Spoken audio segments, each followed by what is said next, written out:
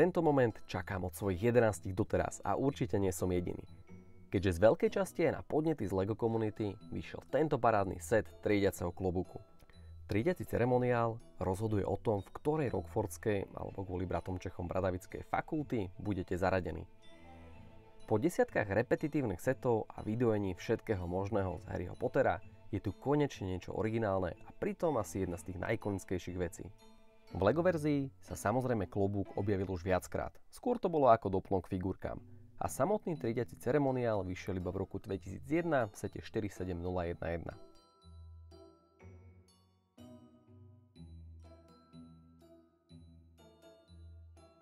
Na sete je zaujímavá aj figurka Harryho, ktorá má dva výrazy. Ten prvý, kedy asi prosí, aby sa nedostal do slizolinu a druhý, keď sa dozvie tú radosnú správu. Zaujímavá je pre mňa hlavne cenou.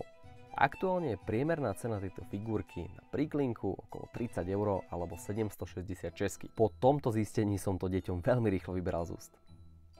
Set má 557 dielikov a je plný zaujímavostí, pričom aj samotný stand klobúku obsahuje taily s lesklým printom, na ktorých sú vyobrazené erby všetkých 4 fakult a lesklé veci a rád. Celá podstava klobúku je veľmi pevná a základ je dosť robustný.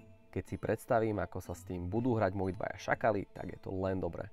Bol som veľmi zvedavý na celý mechanizmus fungovania hlasovej kocky, ktorá je vlastne jednou z tých najzaujímavejších a najinteraktívnejších vecí na celom sete. Dokáže vydávať až 31 rôznych zvukov, ale sakra náhodne. Trafiť na začiatku chrabromil, tak to dalo dosť práce. Takže kľudne sa môže stať, že rovnakú hlášku máte 3-4 krát po sebe a samozrejme iba anglicky. Asi nie je prekvapením, že build je naozaj zábavný a ten mechanizmus tlačenia kocky je urobený viacerými spôsobmi. Vlastne môžeme si dať takú menšiu súťaž. Našiel som až 4 spôsoby, ako hlasovú kocku viete aktivovať. Napíšte do komentárov, aké to sú.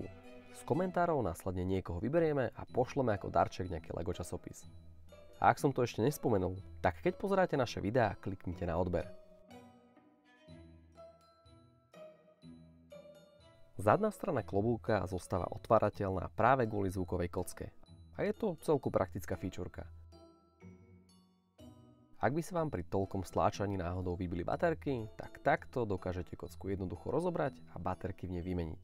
Jeden z perfektných easter eggov je vrchná časť klobúka, v ktorej sa ukrývajú predmety zakladateľov školy, ktoré z Harryho dobre poznáme.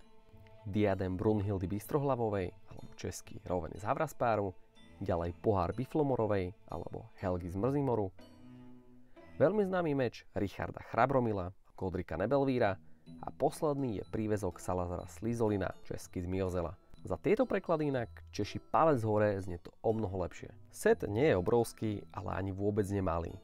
Tak akurát do detských rúk. A pre tie to bude na dlhú dobu hráčka číslo 1, takže vyťahujte prútiky a hábity. Vôbec sa ale nestratí ako perfektný doplnok absolútne kdekoľvek a je to úplný eye-catcher. Takže taká povinná jazda pre každého Potterheada. A ak ho vytiahnete na nejakej oslave, garantujem vám, že sa zabaví celá rodina aj všetci kamaráti.